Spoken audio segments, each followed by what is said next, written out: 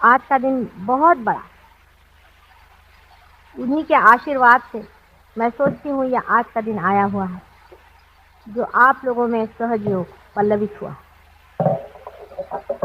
सारे गुरुओं के गुरु आदि गुरु श्री दत्त महाराज, उनका आज महान दिवस। उनको मैं नमस्कार करती हूँ, वे भी मेरे ही गुरु हैं।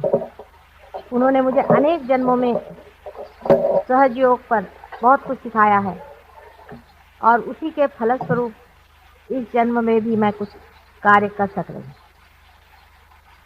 गुरुर् ब्रह्मा गुरुर्विष्णु गुरुर्देवो महेश्वरा, गुरु साक्षात परब्रह्म तस्मै श्री गुरुवे नमः। आद्या शक्ति ने जब सब सृष्टि की रचना की, सारी सृष्टि रचना करने के बाद जैसे एक राजा अपना सारा राज्य फैलाता है और उसके बाद भेष बदल करके इस संसार को देखने आता है, उस तरह आदिशक्ति भी बार बार संसार में अवतरित है। लेकिन चाहे शक्ति कितनी भी ऊंची हो, उसे एक मनुष्य गुरु की जरूरत है। मनुष्य का स्थान उस शक्ति से भी ऊंचा।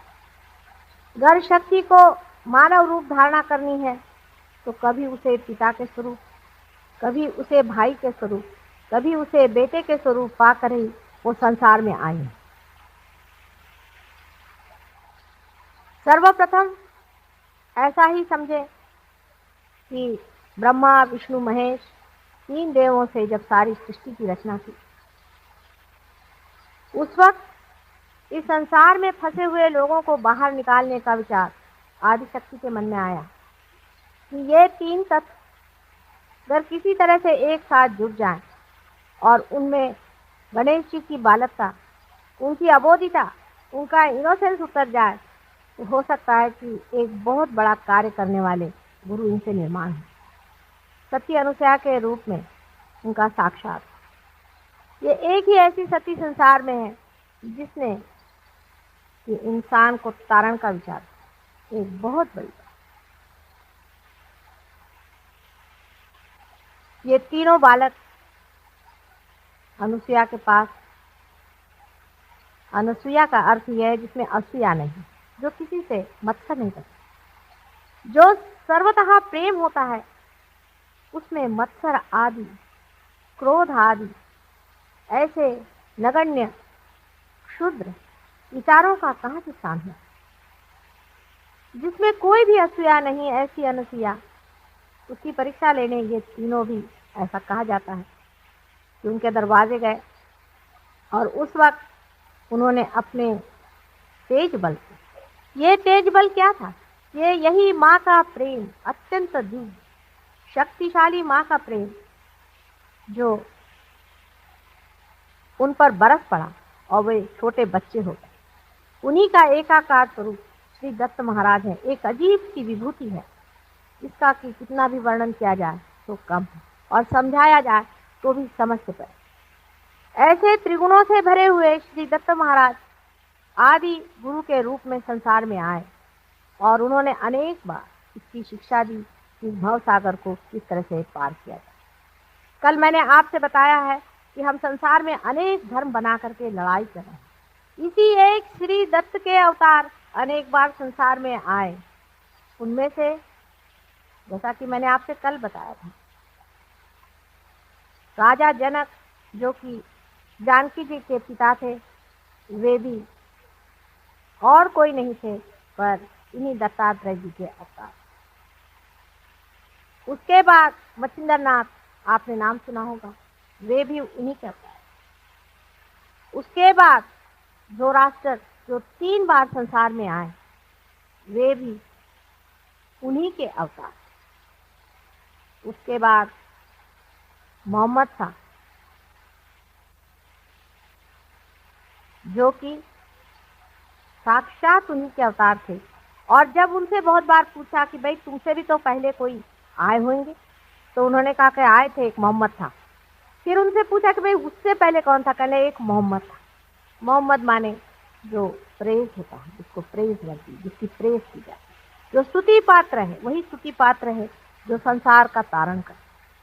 वही सारे मोहम्मद जो आए थे, वही सारे दत्तात्रेय जी बार बार संसार में आते हैं। उसके बाद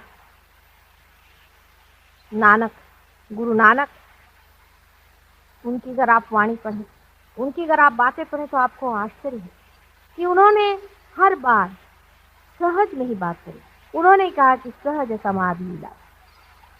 उन्होंने कहा है, काहे रे बन खोज न जाई, सदा निवासी सदा अलेपा तो है संग समाई। पुष्प मध्य जो बास बसत है, मुकुर माही जस छाई। तैसे ही हरि बसई निरंतर, घट ही खोजो भाई। घट ही खोजो, अंदर ही है, अंदर ही उसे प्राप्त करो। हम तो कविता गा रहे हैं, गाना गा रहे हैं, जो उन्होंने हमें डिस्क्रिप्शन दिया था उसे रटे जा रहे हैं।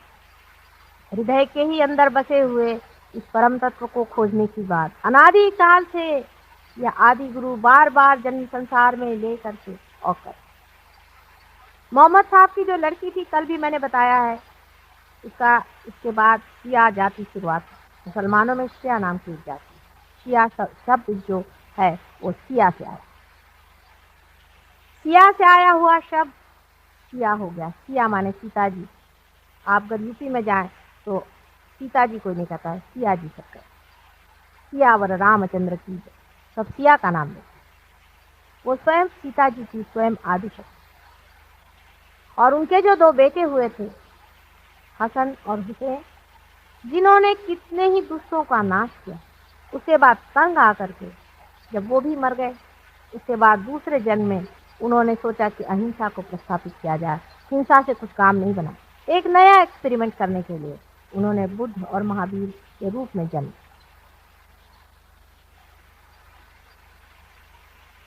एक्सपेरिमेंट ही होते। नानक साहब के बाद एक 50-60 साल पहले अपने इस महाराष्ट्र देश में ही शिरडी के साईं बाबा, ये भी साक्षात दत्तात्रेय जी के ही अवतार। इसका आपको अगर प्रमाण चाहिए तो अगर आप पार हो जाएं और उसके बाद आप किसी पर भी हाथ रख के देखें तो एक ही तरह के आपको वाइब्रेशन से ही आप सबको जान सकते हैं।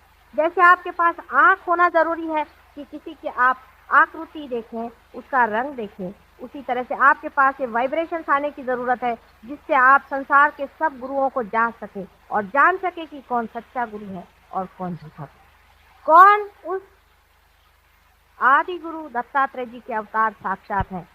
कहने को तो आजकल हजारों गुरु संसार में आ गए,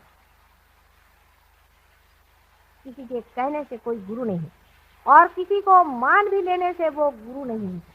गुरु शब्द ही का अर्थ बहुत ही बड़ा, इसको समझ लेना चाहिए। आज इसी पर मैं आपसे बातचीत करना चाहती हूँ कि गुरु कौन और कौन गुरु नहीं।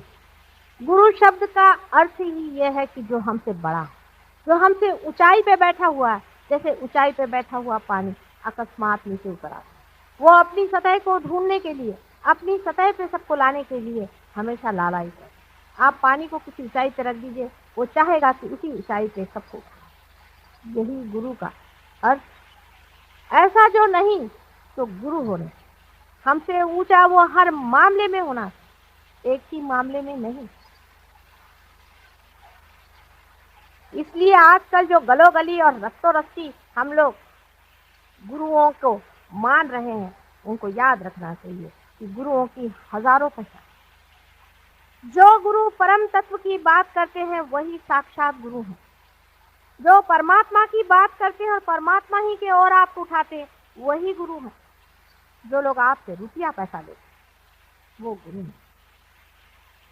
जो अपनी वाणी का रुपया लेते हैं वो गुरु कभी भी नहीं हो सकते, क्योंकि ये वाणी परमात्मा से आई हुई बहुमूल्य चीज है। इसकी कोई भी कीमत आप नहीं दे सकते। जिस दिन आप इसकी कीमत दे सकें, ये परमात्मा की चीज नहीं। आप परमात्मा को बाजार में जाके खरीद नहीं सकते। याद रखिए, आज हम लोग इस तरह के हजारों लोगों के सामने खड़े हैं जो परमात्मा के नाम पर पैसा कमा। इससे बढ़ के अधमता और नीचता संसार में कुछ भी नहीं। परमात्मा के पांव के ठोकर के बराबर भी संसार का कोई सा भी सामान, कोई सी भी वस्तु, कोई सी भी चीज अगर हो तो उसे हम मान सकते हैं कि हम परमात्मा को देखें।